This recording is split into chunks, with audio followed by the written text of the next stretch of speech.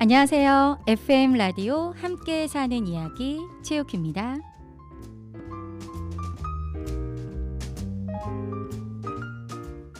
매주 이 시간에는 공동체의 구성원으로 일과 삶의 가치를 추구해가는 따뜻한 사람들의 마음을 전하고 일터의 이야기를 담는 시간으로 함께하고 있습니다. 먼저 오늘의 첫 사연부터 만나보시죠.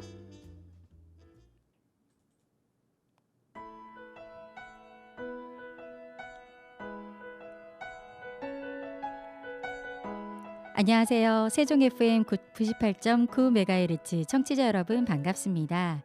제법 쌀쌀해진 날씨가 완연한 가을로 들어가고 있음을 느끼게 하는 요즘입니다. 이 시기에는 주변에 떠오르는 분들이 유독 많은데요. 그중에서도 오늘은 늘 제 곁에서 가을을 좋아하고 자연을 좋아하는 제 남편을 응원하고 싶습니다. 언제나 한결같은 모습으로 사회에서는 성실한 연구자로 집안에서는 자상하고 다정한 남편인데요. 올해 들어 우리 지역 기관 단체장으로서 60대의 시작을 더 멋지고 열정적으로 보내고 있습니다. 올해가 가기 전에 더 건강하게 하루하루 보낼 수 있길 바라며 아내인 제가 힘을 주고 싶습니다. 응원곡으로 남편과 함께 듣고 싶은 노래 김동규의 10월의 어느 멋진 밤 신청합니다.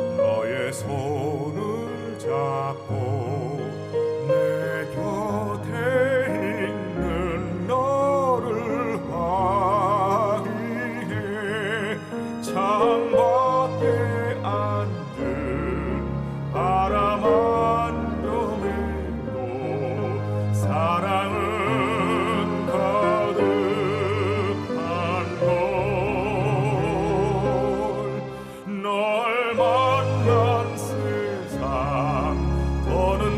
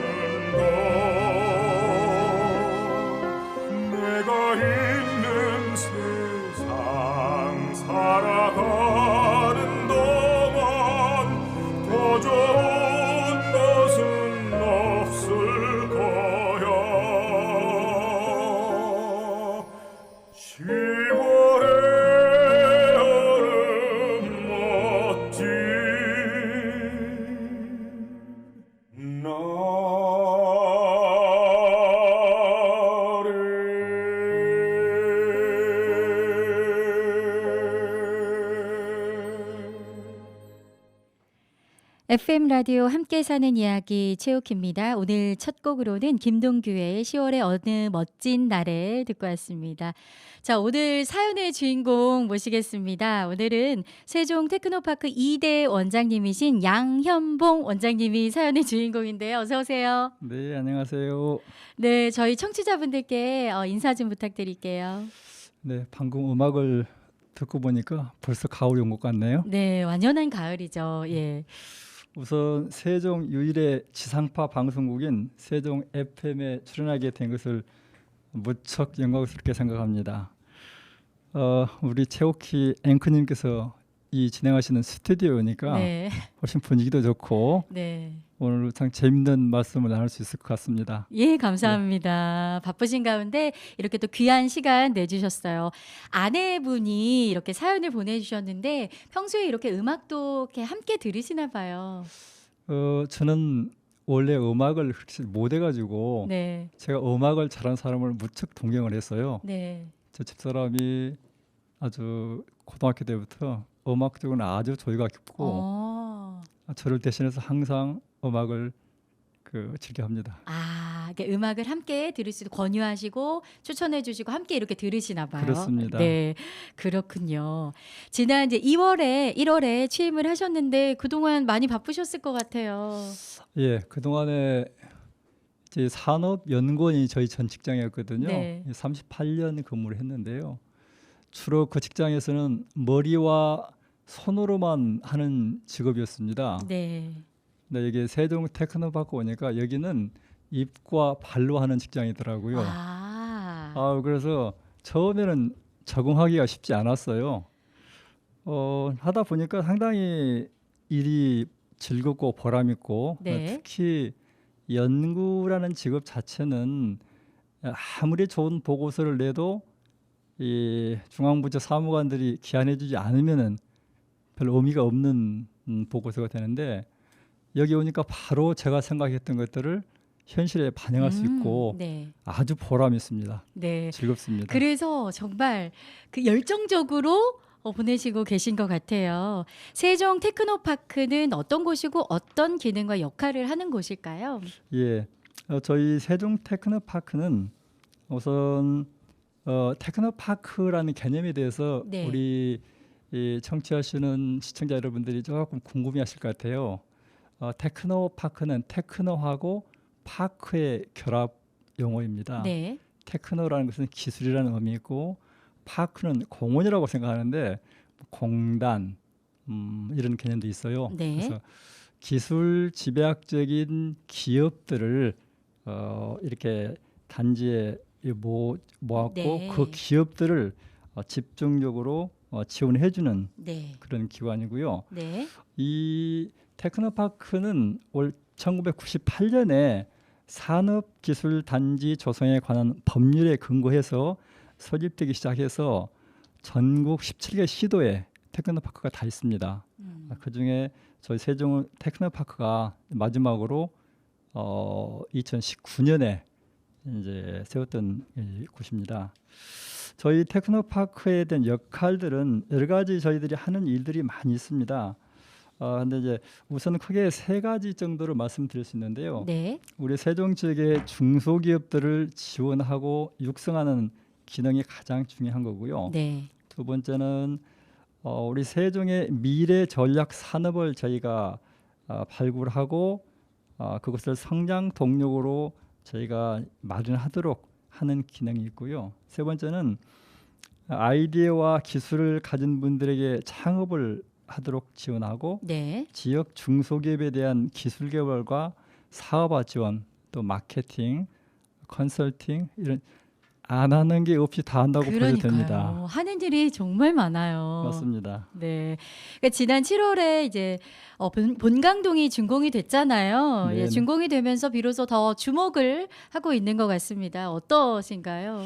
예, 우리 우선 시청자 여러분들께 이제 참 우리 앵커님을 제가 좀 고마운 말씀 드려야 되겠는데요. 저를요? 예. 예, 저희 본관동 개소식에 우리 최욱희 아나운서께서 오셔가지고 네. 저기 전체적인 진행을 해주셨고, 네네. 최민호 시장님을 비롯해서 한 200여 분이 모으셨는데 아주 그 아나운서 참 진행 잘하더라. 아. 예. 제가 또 공교롭게 이제 본관동 개소식을 진행을 하게 됐죠. 예. 예. 그래서 뭐 저희들이 이제 본관동을 이제 하고 나서 그다음부터 이제 본격적으로 업무를 하게 됐습니다. 본관동이 지어지기 전에는 SBC라고 하는 그 네. 건물을 했었는데 건물이 밖에 창이 안 보여요. 아. 근데 여기 딱 들어가니까 밖에 확 트여 있고 제 원장실에서 보면은 계룡산까지 보입니다. 아니 계룡산이 보여요? 예. 와. 한번 오지 않으셨던가요? 예, 저는 갔었는데 그 계룡산이 그 산이 계룡산인지는 몰랐어요. 계룡산은 좀 멀리 있다고 생각하는데 예. 계룡산에 보이고 계룡산이 보이고. 원수산 마냥 계룡산에서 오는 그 좋은 기운들이 저희 원장실로 쫙 들어옵니다. 네. 나중에 좋은 기운을 받으시고 싶으면은 언제든지 오셔도 좋습니다. 그러니까 시설이 정말 좋더라고요. 직원들도 정말 좋아할 것 같고요. 그러니까 네네. 환경이 변하면 또 그 마음가짐이 또 달라지잖아요. 그렇습니다. 이제 이번에 준공이 되면서 더 멋진 일들이 많이 탄생되길 바랍니다. 지난 이제 취임 이제 10개월 차에 지금 접어들고 계신데 정말 바쁘셨을 것 같고 또 이 길지 않은 시간 동안 성과가 굉장히 많습니다, 원장님. 예, 항상 좋게 봐주시니까 이게 감사합니다. 우선 저희가 이제 원장에 이제 원장 하겠다고 이제 경영 계획서를 내면서 경영 계획서에 원장 재임 기간 동안 뭘 할 것인지를 그걸 적어야 됩니다. 역시 연구자셔서 그런 부분부터 진짜 먼저 들어오시는 거죠. 예. 그래서 제가 거기에서 좀 점수를 받은 것 같아요. 네. 첫 번째는 성과라 하면은 세종의 그 미래 전략 산업 네. 기존에 하고 있는 뭐 자동차 부품이나 뭐 바이오 뭐 이런 게 아니라 세종의 미래 전략 산업을 지금 개편했고 거기에 따른 중장기 육성 전략을 마련했습니다. 10월 4일 날 시장님을 비롯해서 부시장님 그리고 국책연구원의 박사들 고려대 영상대 그리고 홍익대의 뭐 산학협력 처장님들을 모시고 저희가 이걸 최종 발표를 하게 됩니다. 네. 연구소에서 쌓았던 경험을 바탕으로 괜찮게 만들어진 것 같아요. 네. 그게 성과라면 첫 번째 성과이고 예. 두 번째는 연구소에서 근무하면서 항상 좀 느꼈던 건데 중앙정부가 우리 금년도 R&D가 한 30조 원 되거든요. 네. 근데 R&D를 주어도 기업이 사업화가 안 돼요. 뭐가 문제겠어요? 글쎄요. 처음부터 그러니까 그 R&D를 주어도 기업이 신청한 기업들을 선정해서 주는 방식인데 처음부터 사업화가 될 기술을 잘 선정해서 네. R&D를 줘야 되는데 중앙정부 돈들이 그냥 그 신청한 기업들 선정해서 하다 보니까 너무 형식적이다 보니. 형식적이라기보다는 신청한 기업들의 기술을 제대로 사업화될 기술을 선정하는 데 좀 한계가 있었고 네. 받는 기업들이 계속 받기도 하고 이런 부분들이 있어가지고 전체적으로 우리 R&D의 성공률 이제 정부 지원 사업을 주고 나면은 이 사업이 성공했는가 실패했는가 네. 성공률이 보통 한 96%가 나옵니다. 근데 네. 사업화 성공률은 50%가 안 돼요. 그것도 이제 사실 사업화 성공 기준 자체가 뭐 매출액 100원 이상이 된 기업, 뭐 특허 출원한 기업, 뭐 이런 기준들이 있는데 특허 출원이라는 것은 사실 그게 어렵지 않습니다. 그게 변리사에게 신청을 하면은 요건이 되면은 특허가 나오는 거고 실제적으로 이 기업들이 R&D에서 성공하는 걸 연구소에서 보니까 한 5% 정도 되는 것 같아요. 제가 이제 그래서 저 산업연구원 원장으로 취임하고 나서 이건 문제가 있다. 저희는 그래서 기술사업화 지원 센터를 만들었습니다. 네. 정관을 개정하고 그래서 기술사업화 센터에 이제 인력들을 배치하고 기술 개발 자금을 받아서 정부 지원 사업을 했던 기업들, 특허를 가진 기업들, 좋은 기술을 저희들이 발굴해서 이 센터에서 집중 지원합니다. 음. 컨설팅, 멘토링, 그다음에 팔로우까지 지원해 주다 보니까 이렇게 돼야지만 결국은 기업들이 R&D를 해서 결국은 사업화에 성공해서 돈을 버는 것 같아요.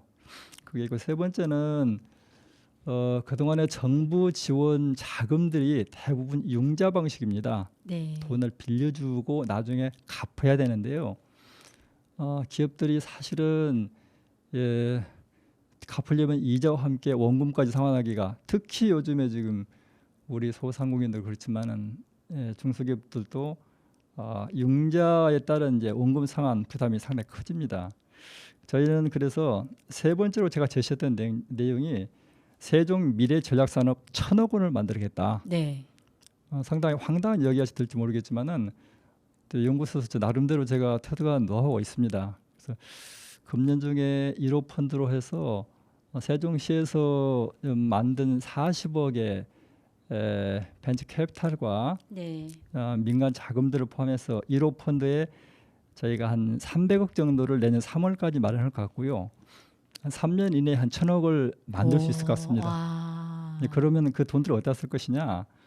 우리 세종의 미래 전략 산업들, 초기 기업들, 소위 초격차 기술을 갖는 그런 기업들에게 그 기업들은 담보가 없잖아요. 신용도 없잖아요. 네.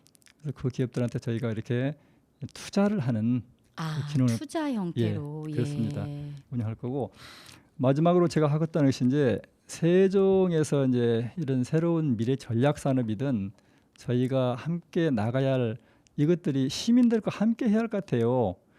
뭐 시청 주도로 또 뭐 저희 TP 주도로 이건 아니고 이 시민들의 의견을 수렴할 수 있는 이 포럼을 한번 만들어 보자. 네. 포럼이 많습니다. 세종 경제 포럼, 뭐 세종 미래 포럼. 네. 근데 저희는 세종 미래 경제 포럼, 줄여서 네. 세미 포럼이라고 합니다. 네.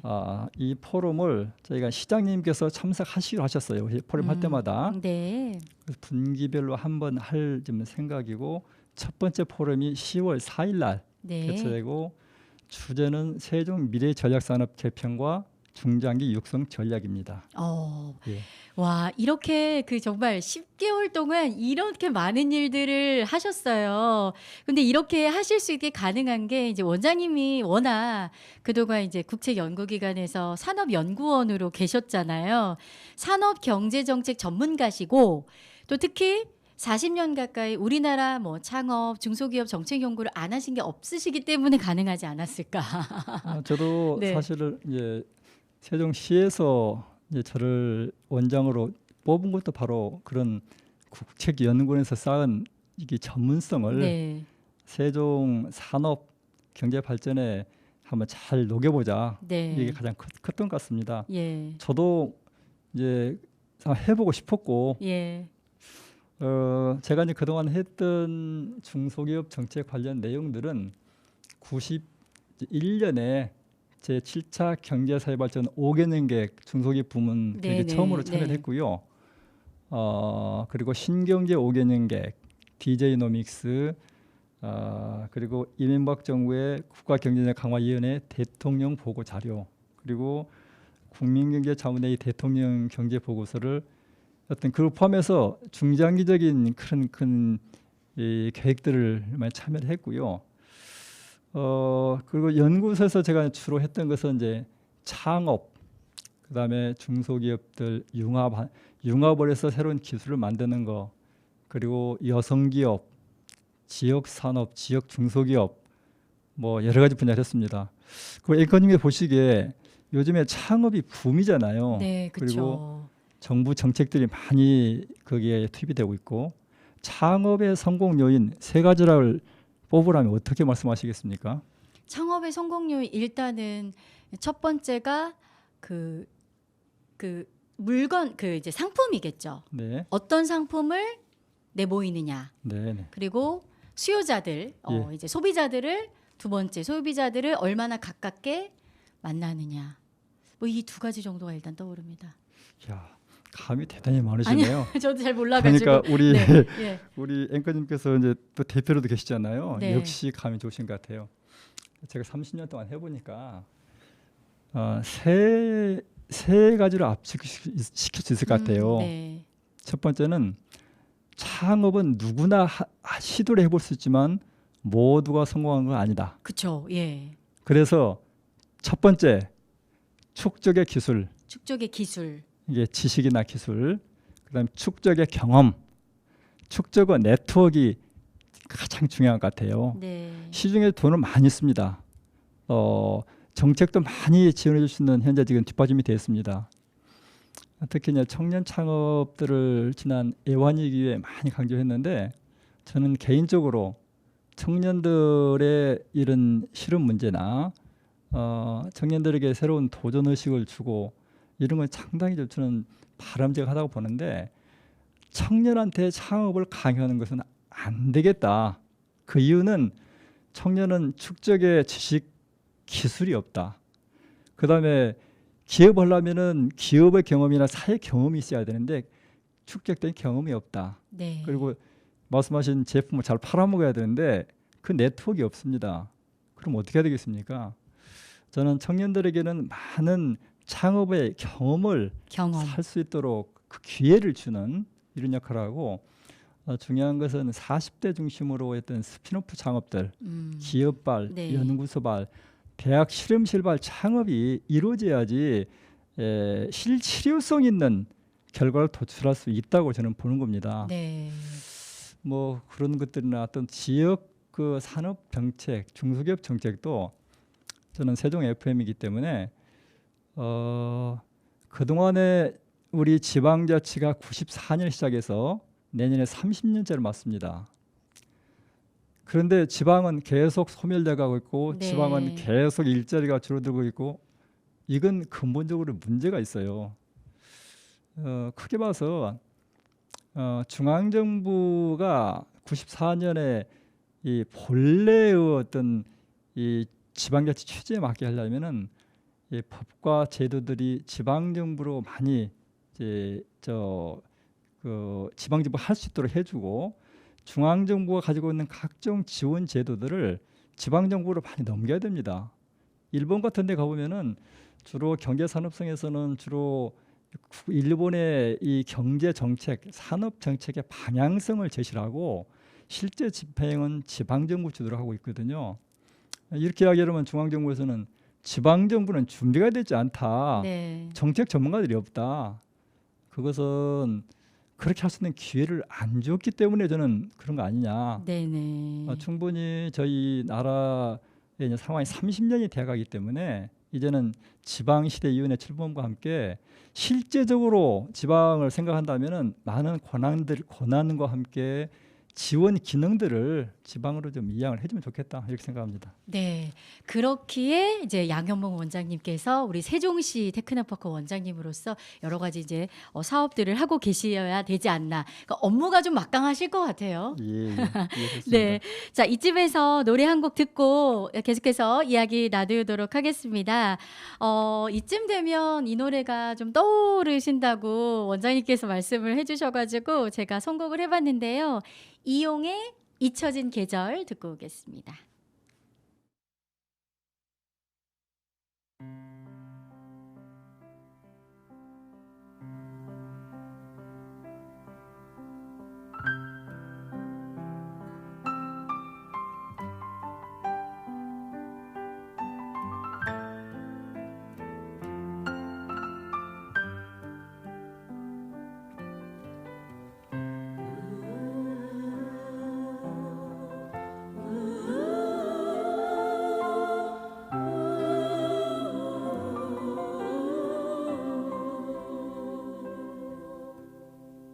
지금도 기억하고 있어요.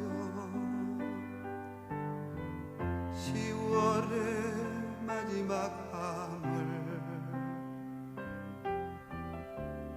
뜻 모를 이야기만 남긴 채 우리는 헤어졌지요. 그날의 쓸쓸했던 표정이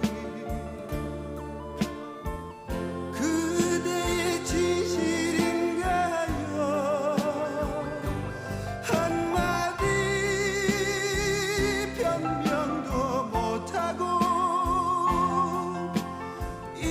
잊혀져야 하는 건가요? 언제나 돌아오는 계절은 나에게 꿈을 주지만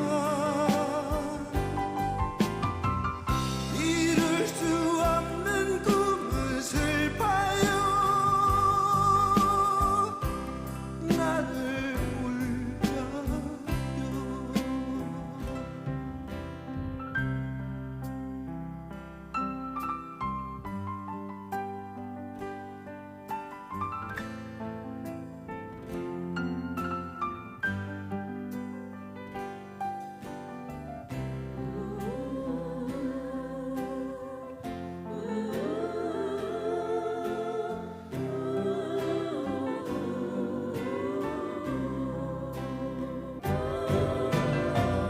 그날의 쓸쓸했던 표정이 그대의 진실인가요? 한마디 변명도 못하고 잊혀져야 하는 건가요? 언제나 돌아오는 계절은 나에게 꿈을 주지만 이룰 수 없는 꿈은 슬퍼요. 나를 울려요.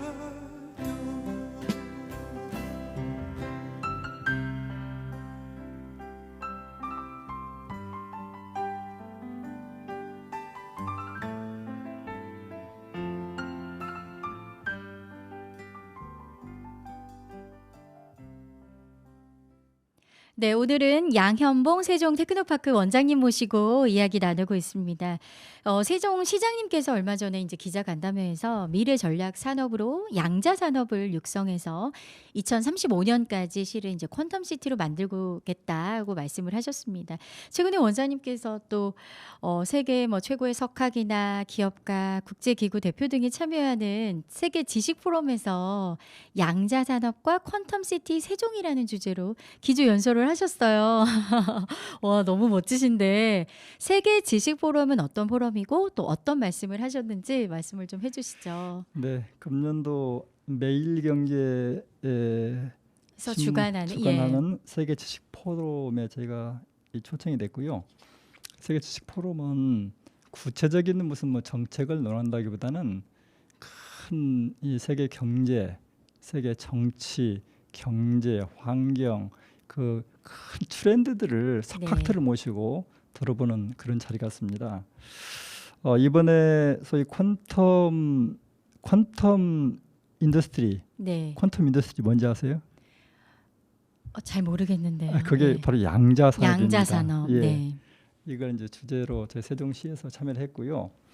저는 개인적으로 이 하버드 대학의 미하일 루킨 교수님이나 그 듀크 대학의 어떤 김정상 교수님이나 카이스트의 이중구 교수님, 그리고 세계적인 양자 스타트업이라고 할 수 있는 다쿠야 키타카와라는 이분들하고 같이 토론할 수 있는 기회가 있었는데, AI 이후에 새로운 먹거리는 양자라는 게 세계적인 큰 그 석학들이 주장하는 바 같아요. 개인적으로 저는 이 산업연구원에 있으면서 이런 석학들하고 같이 이 토론할 수 있는 기회가 없었는데 상당히 좋은 기회를 가졌고 인사이트를 많이 받았습니다. 제가 그때 말씀드렸던 것은 세종이 현재와 같은 산업으로 또 행정 중심 복합 도시로서는 한계가 있고, 새로운 이제 인구를 늘린다거나 자족 기능을 갖기 위해서는 새로운 먹거리 산업이 돼야 된다. 그 먹거리 산업이 이제 미래 전략 산업에 포함이 돼 있는데, 그 중에 핵심은 10년 후에는 양자가 될 것이다. 이 양자 산업이 주목을 받았던 것은 2019년 구글에서 초전도를 갖는 이런 큐비트라는 게 있어요. 네. 이것들을 가지고 슈퍼컴퓨터로 200년 동안 이 해결해야 할 문제를 이 양자 기술을 통해서 200초 만에 해결했습니다. 그래서 세계적으로 양자가 갑자기 떠오르게 됐고 언제쯤 그러면 사과가 될 것이냐? 학자들은 앞으로 한 10년 정도를 보고 있는 것 같습니다. 그러기 위해서는 저희가 이제 해야 할 것은 세종시는 기본적으로 새로운 미래의 먹거리, 우리 정부에서도 양자 산업을 초격차 기술을 갖는 산업으로 지정을 했거든요. 네. 그래서 새로운 신산업을 가질 수 있는 경쟁력 있는 핵심 기술이다. 그리고 산업이 이제 태동되어 가는 시점이기 때문에 이런 골든 타임을 저희가 선점을 해야 된다. 뭐 그런 이야기를 하고 세종이 이 산업을 육성하기 위해서 아주 적합한 지역이라는 것은 국책연구기관, 그다음에 대대적 연구단지나 네. 이런 것들을 충분히 활용할 수가 있고 지역적으로 봐서도 우리 4-2 생활권에 퀀텀 빌리지를 이미 확보해 놓고 있습니다. 우리 입지도 돼 있고 그리고 다른 지역과 달리 특히 대대적 연구단지와 연계시킨 양자 클러스터를 우리가 구축할 수가 있다. 이렇게 한다면은 저희가 보기에 2035년에 가면은 양자 중심 도시가 될 수가 있다. 그래서 이제 이 산업 육성을 통해서 퀀텀 성장, 그러니까 성장을 하면 조금씩 조금 뛰는 게 아니라 네. 퀀텀이라는 것은 번지 점프 이상으로 저는 그러니까 우리 세계적인 높이뛰기 선수 이상혁 선수인가요? 이상혁 선수. 네. 네. 2m 35cm를 뛰었는데 그 다이아몬드 급에서 우승했잖아요. 그게 아니라 이제 그 장대 높이뛰기 처럼 6m 22cm를 뛰는 속도로 가야 되는데 10년은 그게 아니라 로켓 엔진을 달고 갈 정도 속도로 가야 되는데 그 핵심은 저는 양자가 돼야 된다. 퀀텀 시티. 그렇습니다. 예. 그렇게 그걸 제가 말씀드렸습니다. 네. 네. 이제 우리 시의 이제 목표가 워낙 이제 자족 기능을 확보를 하고자 하는 게 저희 시의 목표잖아요. 그렇습니다. 그러니까 이렇게 예. 지금 말씀을 하셨는데 앞으로 퀀텀 시티 또 퀀텀 인더스트리가 멀지 않았다. 아직 대중적으로 사람들이 많이 어려워하는데 이렇게 원장님께서 노력하시고 또 시에서 노력하고 많은 이제 석학들이 함께 화합을 한다면 그 머지않은 우리 세종시가 선점을 할 수 있었으면 좋겠습니다. 세종시는 뭐 기업이나 눈에 띄는 산업이 안 보인다 뭐 이런 이야기를 좀 많이 하잖아요. 네. 정말 그런가요? 그렇지는 않습니다. 네. 그 우리 비전 세미콘이나 MIT 코리아나 그 좋은 기업들이 있습니다. 네. 매출액 500억, 700억, 뭐 1000억이 넘는 기업도 있기는 있습니다. 다른 지역에 비해서 상대적으로 그런 기업이 작다는 의미고요. 네. 전체적으로 봐서는 우리 세종시는 자동차 부품, 바이오 네. 이런 산업이 주류를 이루고 있습니다. 이 두 산업이 차지하는 사업체 수 비중은 한 37% 수준이 되고요. 네. 종사자 수는 한 35%, 그리고 생산액으로 보면은 전 3분의 2 정도를 이 두 산업이 만들고 있습니다. 문제는 자동차 부품 산업이 그동안에 엔진 내연기관이었잖아요. 이게 이제 전기차로 가면서 이 기업들이 큰 문제가 네. 발생한 거예요. 계속 네. 매출액이 줄어들고 있고요. 그리고 바이오라 해도 제가 가서 보니까 주로 식혜를 만든다거나 식혜, 네. 예, 또 음료 제조 예, 쪽인가요? 그리고 발효식품. 그렇습니다. 그리고 화장품 원료 그 뭐 진흙 같은 그 다른 배합을 해서 네. 저희 오송에 주로 납품하는 이런 기업들 중심에서 이렇게 가다 보면 안 되겠다. 그 산업 자체가 전체적으로 우리 주력 산업 자체가 상당히 지금 취약한 상태다. 그래서 저희가 이제 제가 원장을 오기 전에 한 2년 전에 세종의 미래 먹거리 산업이라고 5개를 선정했더라고요. 네. 그게 이제 스마트 부품, 융합 부품 산업, 그다음 미래차 모빌리티, 바이오 헬스, 실감형 콘텐츠, 뭐 스마트 시티 자본 같아요. 근데 이 지난 한 3년 동안 지원했던 성과를 보니까 전체적으로 전국 평균 이하예요. 성장률이나 고용 창출이나. 제가 그래서 이제 원장 되고 나서 이 산업들을 이제는 상대적으로 비교우위가 떨어진 산업들, 이런 스마트 시티 아직 지금 착공도 안 했잖아요. 네. 이걸 산업이라고 할 수 없는 거고 예. 실제적으로 산업으로 육성해 나갈 수 있는 이런 것들을 지금 하겠다. 그렇게 해서 하여튼 10월 4일 날 시청 대회실에서 저희가 이제 포럼을 통해서 여러분들의 의견들을 수렴을 해서 새로운 미래 전략 산업을 저희가 공표할 겁니다. 네. 무한하게 이제 꿈꿀 수 있는 그런 산업들을 발견하고 그렇게 선점될 수 있도록 노력을 하고 계시는군요. 이렇게 바쁘시게 일을 하시면 하루에 이 일정을 다 소화하시는지 궁금해요, 원장님. 근데 사람이 그런 것 같아요. 일이 많다 해서 힘들고 이게 아니라 일이 즐겁고 네. 보람 있고 하면은 힘들지 않는 것 같아요. 그동안 이제 연구자로서 이제 혼자 이렇게 많이 하시고 뭐 협업부에서도 하시겠지만 이제 글 쓰시는 일을 하시는 거잖아요. 근데 지금 이제 사람을 많이 만나시는데 하루에 그러면은 이렇게 사람들과 이야기 나누고 하는 일정이 많으실 것 같아요. 예, 말씀드린 것처럼 머리와 손으로만 하다가 이제 입과 발로 해야 되는 이제 일이 되다 보니까 계속 결제 들어오고 네. 계속 여기저기서 뭐 개회사, 환영사 뭐 참석을 토론, 하셔야 되고 예. 제가 그래서 말하는 실력이 좀 늘었지 않았습니까? 네. 아니, 예. 사람이 변해 가더라고요. 네. 적응의 동물 같아요. 원래는 이제 좀 말수가 적은 이제 전형적인 연구원이셨는데 예. 이제 대외적으로 활동을 하시다 보니까 이렇게 좀 바뀌신 거군요. 근데 또 이게 좀 맞으신 거죠, 지금? 제가 직업을 38년 동안 잘못해간 것 같아요. 너무 잘 맞으시네요. 진즉 나왔으면 더 즐거운 생활을 했을 것인데 네. 요즘 하루하루가 즐겁고 보람찹니다. 원장님 이렇게 대화를 나누다 보면 항상 이렇게 눈을 마주쳐 주시고 또 이름을 이렇게 불러주세요. 그게 이제 원장님만의 약간 그 대화법, 스피치의 이렇게 특징인 것 같은데 굳이 이렇게 하시는 이유가 있으신 건가요? 예, 나이를 먹다 보니까 이제 이해는 빠른데 이 기억력이 많이 떨어져요. 네. 제가 노력합니다. 저도 그래요. 최욱희 앵커님 계속 하다 보니까 기억을 하시기 위해 많은, 이름을 노력이 결과입니다.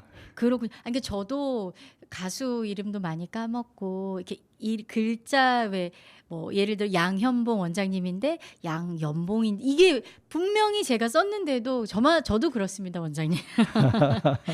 이제 독서의 계절 가을인데요. 원장님께서는 워낙 이제 책과 그 연구에 항상 이제 한 몸이 돼서 일을 하고 계셨는데 책도 많이 읽으시나요? 어떠세요? 예, 저는 한 20년 전부터 기본적으로 제 스스로 다짐한 게 있어요. 연구소 생활을 하면서 먹고 살기 위해서는 최소한 내가 베스트셀러 1년에 10권씩 읽겠다. 이런 스스로 다짐을 하고 평균적으로 한 7, 8권씩은 읽은 것 같아요. 개인적으로 읽고 싶은 책을 말씀하시는 거죠? 주로 저는 그럼 어떤 책을 선정하느냐. 네. 주로 이제 신문을 제가 하루에 한 연구소에 있을 때는 한 7종을 신문을 읽었었거든요. 지금은 한 5종류를 읽고 있는데 그 신문에 소개되는 베스트셀러 네. 그중에서 제가 관심 있는 책을 여하튼 주문해서 끌리는 대로. 예. 근데 공교롭게도 그것들이 다 도움이 됐던 것 같아요. 그게 아주 최근 제가 그게 또 제 취미이기도 합니다. 네. 그러면 혹시 시청자분들께 추천해주고 싶을 뭐 책이나 이런 게 인상 깊은 그런 책이 있으실까요? 제가 최근에 읽었던 책들은 이제 지난번 읽었던 인상 깊었던 책은 그 존 해넷이라고 미국 하버드 대학의 총장인데요. 2000년부터 2016년까지 최장수 총장을 했고 가장 많은 기부금을 끌어들였고 그래서 이분의 어떤 정기랄까 의록이랄까 네. 그걸 정의했는데 그 책에서 이렇게 얘기를 하더라고요. 이분이 오랜 총장을 하고 그 많은 기부금을 가져왔던 것들을 첫 번째는 5가지로 정리를 했는데 이분이 그렇게 겸손했대요. 총장이 돼도 수혜한테 매일 하이 왜냐하면은 그 하버드 대학을 외부인이 왔을 때 가장 먼저 접한 사람이 수의잖아요. 네. 안내원인데 그 안내원이 친절하게 해줘야지 입구 들어서면서부터 하버드 대학 인상이 좋아지는 거예요. 총장이 그냥 매일 하이 하니까 그렇게 안내원들이 잘 했더라. 그뿐이 아니라 그분은 어디 가서나 항상 자기가 겸손하니 되겠다는 것들이 중요했던 것 같고, 두 번째는 그분이 했던 것은 진정성. 뭐 어떤 일을 하든 간에 그 이야기라도 우리 최욱희 우리 앵커님 보면 아주 진실되게 보이시잖아요. 거짓말 안 할 것 같이 보이잖아요. 네. 그죠? 진정성 중요하죠. 진정성. 예. 예. 저는 최민호 시장님 보면서 최민호 시장님의 그 통찰력도 보지만은 시장님한테 느끼는 것이 저분은 진짜 진정으로 하는구나, 그런 것들을 느끼게 되거든요. 그런 것들이 이 조원현 시 총장이 성공했던 요인인 것 같고, 네. 그리고 세 번째는 봉사를 하겠다. 내가 총장으로서 내 권위를 갖는 게 아니라 나는 이것을 봉사하겠다는 자세. 그리고 어떤 일을 하든 간에 혼자 결정하고 혼자 밀어붙이는 것보다는 같이 공감대를 형성해서 같이 함께 가겠다 하는 이것들. 그리고 이것들이 실행이 되기 위해서는 이분은 용기가 필요하다. 용기요. 예. 때로는 이분도 투자를 잘못해가지고 몇십억을 날리는 경우도 있었지만은 과감히 옳다고 생각하고 같이 공감을 가졌던 내용에 대해서는 과감히 밀어붙이는 용기가 필요하더라. 뭐 그런 이야기들. 그리고 이제 뒷부분 보면은 그 일을 하기 위해서는 혼자 하지 말고 협업을 해라. 그리고 혁신을 해야 된다. 세상이 어떻게 바뀌고 있는데 나 때는 찾으면 절대 이제 안 되는 시기가 됐잖아요. 그리고 자기가 유산으로 남길 수 있는 것들을, 세상에 내가 만약 죽게 되면 어떤 유산을 남길까, 이런 것들을 생각해가면서 일을 해라. 네. 상당히 인상 깊었고요. 지금 읽고 있는 책은 슈퍼 에이지 이펙트라는 책인데요. 요즘에 뭐 MZ 세대들 티네이저 이야기하는데, 과거에는 주로 돈이 되는 것은 어린이 대상으로 하는 사업이었지 않습니까? 네. 지금은 저출산 때문에 기껏 우리나라에 23만 명 태어나잖아요. 이제는 우리가 소비해야 할 소비 주층이 슈퍼에이지라는 이야기예요. 네. 슈퍼에이지라 하면은 나이가 50부터 74세. 네. 우리 한국에서 신중년하면 50부터 64세를 이야기하는데요. 네. 여기는 슈퍼 에이지라고 하는군요. 예, 네. 그분들이 현재 전 세계에서 앞으로 한 2025년 가면은 전 세계 인구의 한 15%를 차지하는 것 같아요. 근데 그분들은 특징이 첫 번째는 돈이 있습니다. 여유가. 예. 그리고 그분들은 이제 그 돈 가지고 뭐든지 사고 여행하고 이렇게 하고 싶어 합니다. 그래서 이제 기본적으로 우리가 소비의 대상이고, 새로운 소비의 대상이 티네이지에서 이제는 슈퍼 에이지를 갔다. 또 하나는 그분들은 젊습니다. 옛날에 저희가 30년 전에 봤던 우리 슈퍼 에이지가 아니라 50대, 70 이게 아니라 워낙 건강하고 아직은 이제 영양소 청춘. 잘하고, 네. 그러니까 그분들 일하고 싶어해요. 요즘에 정부 정책은 애국인 인력 도입에 관심을 갖고 있는데, 저는 개인적으로 단기적으로 이분들은 이 직장 생활도 해봤잖아요.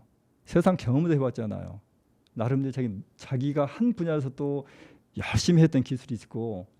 그래서 어저께 청년취업 박람회를 저희 세종 테크노파크 주도로 이제 개최를 했는데, 하반기 기회가 되면은 이런 신중년들 재취업 박람회 같은 거, 실제로 세종 테크노파크에서도 이런 이제 프로그램을 하시잖아요. 우리 신중년들의 인생 재설계 이런 교육인데, 네. 그와 함께 저희는 이분들이 실제 일을 하고 싶어하기 때문에, 예를 들어서 한 3천만 원 이상 연봉만 되면 가서 일하겠다. 이분들이 많거든요. 근데 나이 60이 되면은 우리 정년이 돼가지고 다 집으로 가야 돼요. 할 일이 없잖아요. 그렇죠. 동산한- 아직 할 일이 많은데 사실. 등산한다거나. 근데 예. 건강하고 육체적으로 정신적으로 이분들을 어떻게 이 산업체와 연계시킬 수 있을까? 그래서 슈퍼에이지 이펙트가 주는 그 책에서 주는 내용들을 생각해 보면서 저희 인력 부족의 문제도 해결할 수 있는 방안이 아닌가, 이렇게 생각이 납니다. 네, 아, 잘 들었습니다. 요즘 이제 MZ 세대라는 말을 참 많이 하잖아요. 예. 세종시 테크노파크에도 MZ 세대 직원이 있나요? 저희 대부분들 MZ 세대들이죠 지금. 그런가요? 그러면 이제 조직 문화가 중요한데 원장님은 직원과의 관계는 어떻게 유지를 하시나요? 예, 저희 세종 테크노파크가 장점 중에 하나가 그것 같아요.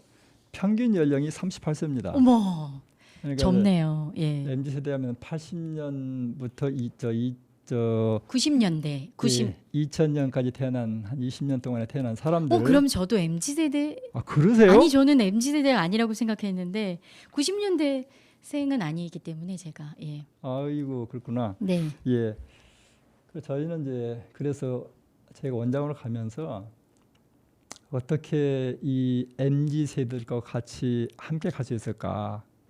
그래서 처음에는 가서 직급별 간담회를 해 이렇게. 예. 근데 딱 느꼈던 것들이 가장 많이 주장했던 게 뭐냐면은 우리 팀장 이상들이 출장을 가면은 우리 밑에 친구들한테 결제를 오지란다는 거예요. 네. 당장 반발에 나와요. 그래서 당장 제가 그것은 시정시켰습니다. 아니 결제를 올라가면은 팀장이나 부장 자기가 직접 올리고 가야지 어떻게 그것을 밑에 직원이나 시키느냐. MZ 세대들은 분명합니다. 그래서 이제 직급별 간담회를 통해서 해봤지만은 그런 이야기들이 나오나요? 뭐 그냥 뭐 원장 눈치가 없습니다. 그냥 하고 싶은 이야기 다 하고요. 이런 이거는 바꿔줬으면 좋겠다. 그렇습니다. 예. 근데 그것도 이제 한계성이 있어가지고 저희는 동행 프로그램이라 해가지고 서로 이제 다른 부서 직원들을 같이 식사를 할 수 있게 식사하면서 같이 산책도 하고 하면서 서로를 알아가는 이런 것도 해보고 있고 요즘 들어서는 이 브런치로 해가지고 피자데이 해서 점심을 같이 먹으면서 원장님도 직접 사실 저는 피자 안 좋아하거든요. 네. MZ 세대 접대용으로 제가 피자를 먹습니다. 와, 피자 데이도 있군요. 예. 상당히 그러니까 그걸 통해서 MZ 세대들하고 같이 대화가 되고 그런 것들을 또 MZ 세대들이 요구한 내용들을 반영을 시켜주고 그러는 것이 바로 조직을 운영해 나가는 데 있어서 필요한 하나 조직 관리 같기도 해요. 절대 저는 권위적이고 제왕적인 원장이 되고 싶지 않다. 네. 직원들과 함께 특히 MZ 세대 중심인 세종 테크노파크 젊은 테크노파크를 제대로 운영해 보고 싶다는 것이 제 생각입니다. 사실 그 원장님 같은 분은 이제 직원분들이 얼굴을 한번 하루에도 못 뵐 수도 있잖아요. 사실. 근데 이게 얼굴도 이렇게 자주 뵙고 하시나 봐요. 뭐 주로 화장실에서 많이 뵙죠. 오고 가면서. 네, 그렇군요. 원장님은 그럼 하루 일과가 어떻게 되세요? 몇 시에 기상하세요? 우리 체육회 앵커님께서 보니까 MZ 세대 가까우신 것 같은데요. 잘 주무실 거예요. 네. 나이를 들어보시면은 잠이 짧아집니다. 정말인가요? 저는 보통 한 4시 반쯤 일어납니다. 4시 반에. 예. 네, 4시 반에 일어나시고요. 4시 반쯤 일어나가지고 아침에 세종 뚝방길을 걷고 이 걸벗 중학교에 가서 맨발로 한 7바퀴 정도 돌고. 맨발로요? 그냥 그렇습니다. 운동장을? 예. 네. 해보고 싶죠. 아니 근데 맨발 걷기를 하시네요. 예. 제가 사실은 이런 말씀 안 드리려겠는데 90년도에는 술 잘 마시는 사람이 일도 잘한다.